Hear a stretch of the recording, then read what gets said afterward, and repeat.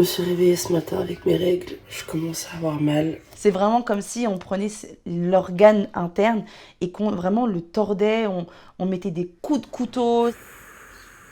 Je souffre de l'endométriose. C'est une maladie qui touche surtout au niveau de l'utérus. J'ai mal au niveau des ovaires. Parce que c'est une maladie de femme, ça ne concerne pas la société.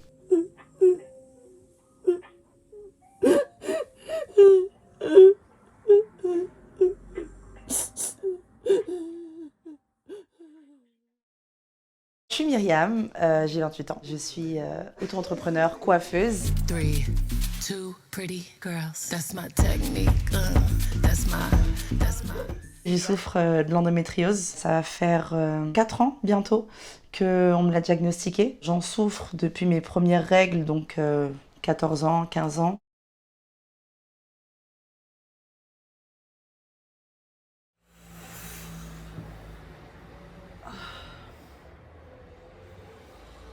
C'est vraiment comme si on prenait l'organe interne et qu'on vraiment le tordait, on mettait des coups de couteau. En fait, c'est comme si on le mettait sur un feu ardent, sur du charbon bien chaud, et qu'on mettait en fait l'organe, l'utérus, en fait, dessus. Dans la cuisine, j'ai toujours mon petit dafalgan. Du coup, il y en a encore un là. Il y en a un également dans la chambre à chaque fois. J'essaie toujours d'en laisser un petit peu partout pour éviter que lorsque j'ai une crise particulière, j'ai pas à chercher en fait dans tous les recoins. Donc là, je suis en train de chauffer de l'eau parce que c'est la seule manière de calmer les douleurs. Autant avoir mal avec des choses mignonnes.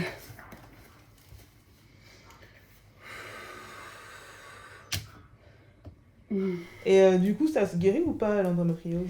Non, en tout cas jusqu'à présent, il n'y a pas de traitement miracle. Il y a beaucoup d'études qui parlent de la pilule qui n'est pas forcément hyper bien, mais en même temps, c'est le seul médicament qu'on nous conseille de prendre pour atténuer les douleurs, voire même arrêter les règles totalement. On est vraiment obligé de vivre avec et de faire avec, quoi.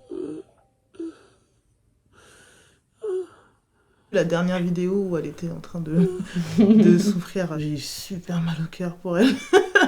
Je me suis dit, je me suis demandé, vraiment, est-ce que ça se passe vraiment comme ça, les crises Pour le moment, je vais rester allongée.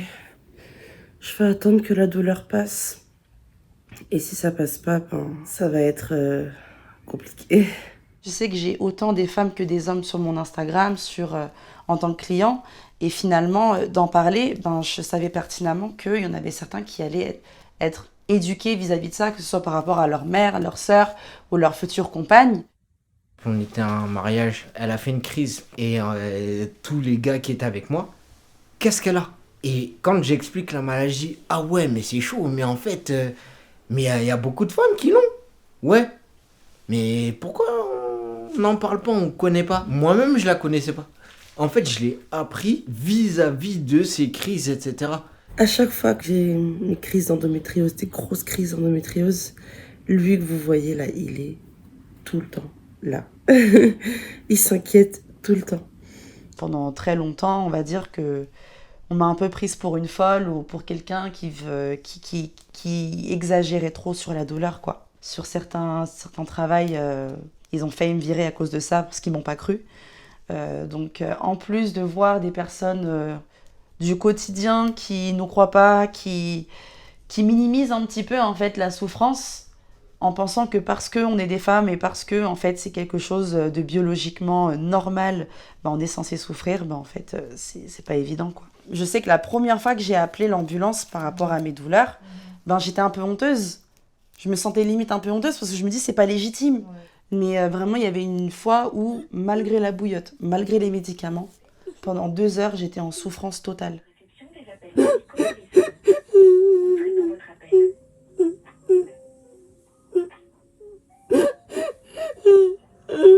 déjà eu ce type de douleur? Non, et je suis en dehors de mes règles. J'ai mal au niveau des ovaires, j'ai des kystes, je sais pas ce qui m'arrive. L'impact mental, il est énorme. Moi, je pense que ça s'est plus manifesté sous forme de dépression. Et j'en arrivais carrément des fois à me dire qu'en fait, je servais vraiment à rien. Je me disais ça. Et ça a carrément remis en considération ma propre féminité, ma confiance en moi, même la confiance que je peux avoir envers mon partenaire, parce que je me disais, ben, ça se trouve qu'il va me quitter. Parce que ben, du coup, si je peux pas avoir d'enfant, ou si c'est compliqué, ou s'il y a toute une démarche, ben, on se demande si la personne est prête à rester avec nous. C'est se sentir pas comme tout le monde, en fait. D'avoir cette impression que qu'on n'est pas normal. Je voulais pas pleurer. Et je suis contente de me dire qu'aujourd'hui, ben, d'en parler ou d'être là ou de pouvoir même donner des tips en fait aux personnes, ben, ça me fait plaisir. J'ai l'impression en fait finalement d'être active dans la cause